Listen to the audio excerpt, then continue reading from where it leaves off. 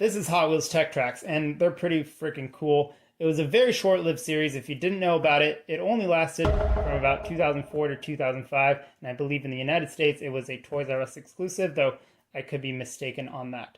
The point of it was kind of to be able to customize your car and also make pretty cool custom tracks. So unlike traditional Hot Wheels track, it was more modular.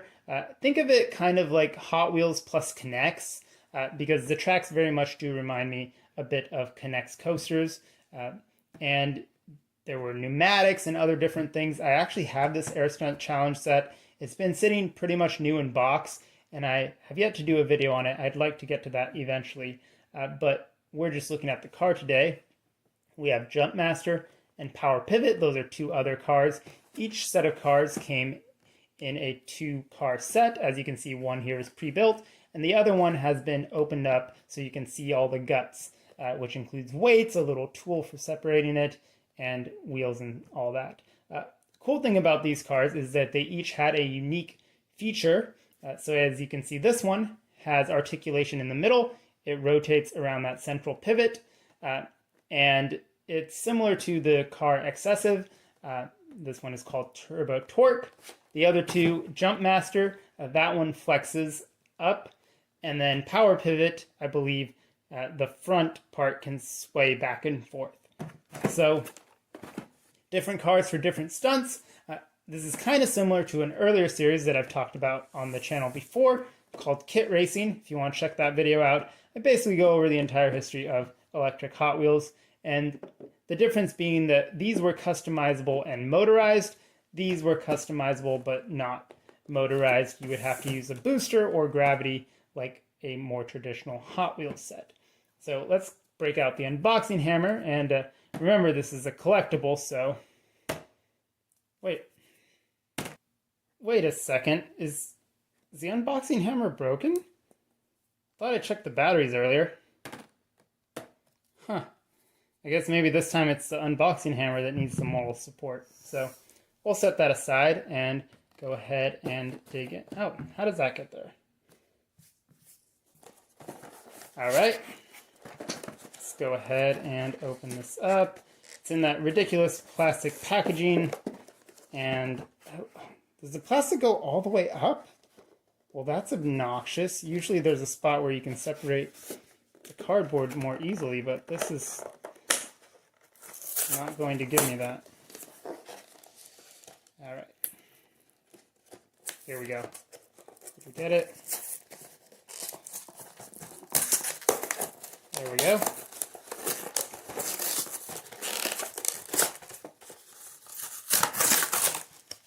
And looks like we have some instructions on how to assemble it. And then we have, of course, the contents. As you can see, this had a sticker on it. These were heavily discounted because I don't believe they sold very well because, as I talked about in the Kit Racing video, apparently people in the United States don't actually like to build and construct things. They just like to crash cars. So, as you can see, instructions, pretty self-explanatory. Got different types of weights, so you could calibrate it. And then the other cars. I think that was unfortunately one of the downsides of this series, is that only the two largest sets, the Air Stunt Challenge and the Crash Chamber, actually included cars in them. All the other smaller sets, you had to buy the cars separately, and the cars were relatively expensive compared to a traditional Hot Wheels car. So, higher cost of entry. I don't think these were flying off the shelves because why would you buy this if you don't know what it does, if it just looks like a more expensive Hot Wheels? So let's go ahead and get everything out of its plastic prison. All right, so as you can see, you get one complete car here. It had a fixed weight, so that fell off there. And as you can see, it's got a little bit of torque in there, as they like to call it, turbo torque. And you can disassemble it using this little tool. Just pops up under there. Give it a little twist. And that would allow you to add or remove weights or swap bodies if you wanted to mix those around. So it seems like you could use the fixed weight to prevent it from twisting if you wanted to. Just fit right there, and then now you have removed the ability. Oh, there we go. You have now removed the ability to rotate in the middle. So there's that. Go ahead and reassemble that.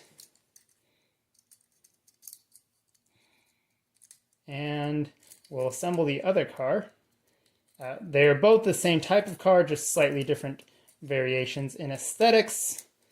And this is having a hard time going back on. Okay. I think we got it. All right, so you get that middle part. Does it have a spring in it? Doesn't seem to have a spring, so it just kind of moves freely. And you have wheels. Larger ones are in the back. So unlike the Kit Racing series, they didn't make different types of wheels for different speeds or things like that. Everything else was standardized. It's just the chassis and the bodies that varied. And then, of course, the weights, which were mostly the same across all the cars. You could just decide which ones you wanted. So let's put that on there. And that right there. This, of course, will not stay on until you've locked them in here. So the ability to add weights is definitely something that the Kit Racing series would have benefited from because due to the nature of just how lightweight they were not really that great for stunts. So actually, let's look at that. Let's take a look at that diagram so we can properly align our weights. Two small ones in the front and then that one in the back. Okay. So we'll go right there, right there. This one should be this one. There we go. Now we can attach the rest of the body. And then add this to the back. I think that's where it went. No, that doesn't actually fit. Did I assemble this incorrectly? Oh, so it seems like you can't actually fit all the weights on there. You just have to decide which ones you use. So they give you more than necessary. It's not a bad thing. And